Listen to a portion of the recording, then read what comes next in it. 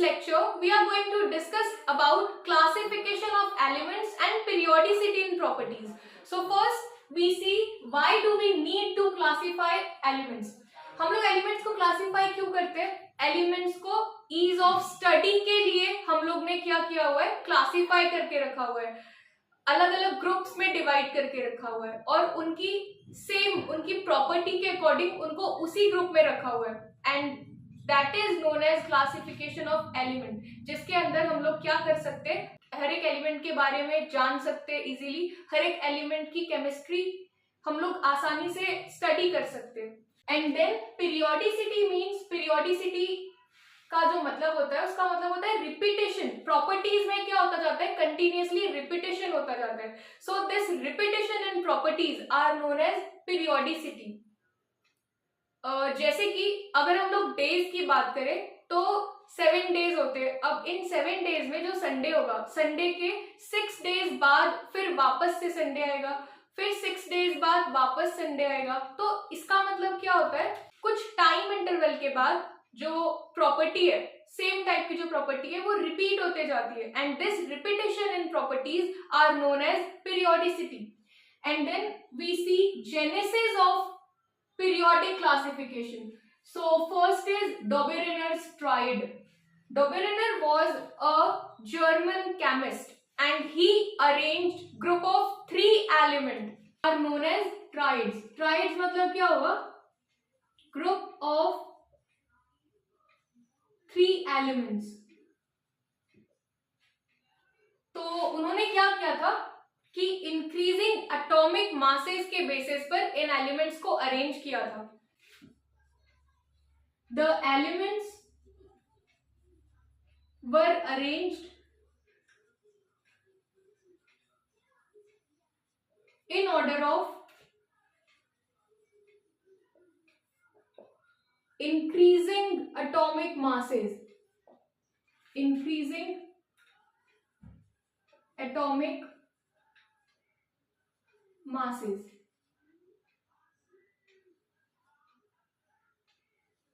And the mass of the middle element, mass of the middle element was the mean of the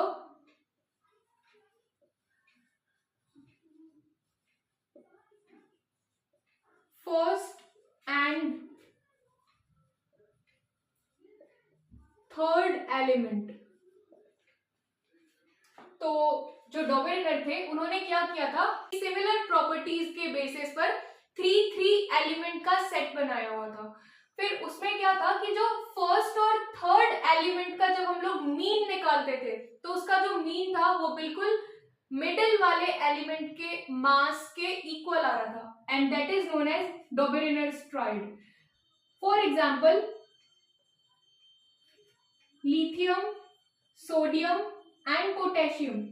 अब हमारे पास में ये 3 elements है. उन्होंने क्या किया था, इन 3 एलिमेंट्स को अरेंज किया हुआ था इंक्रीजिंग एटॉमिक मासेस के बेसिस पर.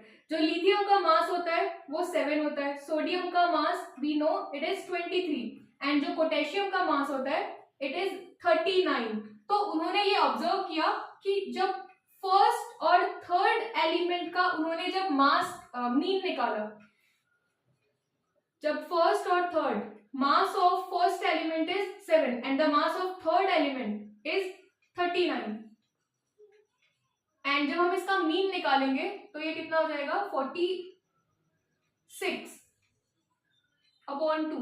On solving this we get 23.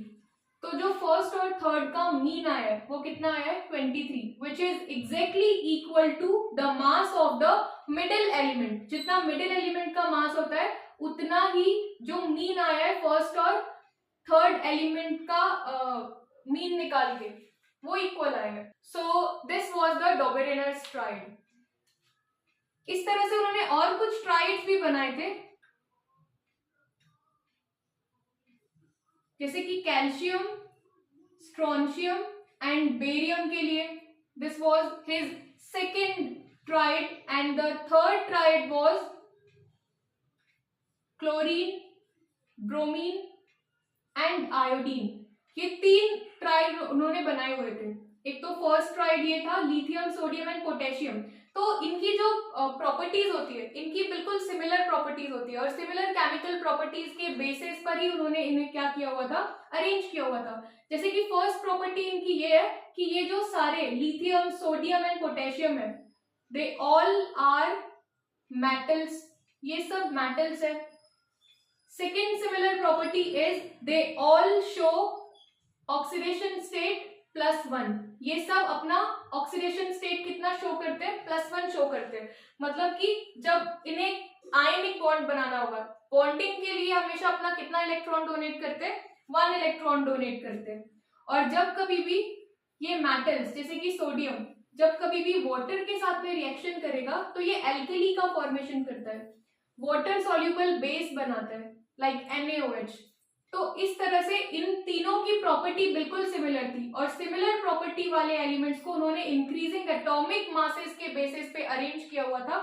और जब उन्होंने फर्स्ट और थर्ड एलिमेंट का मीन निकाला तो वो बिल्कुल इक्वल था किसके, मिडिल एलिमेंट के मास के।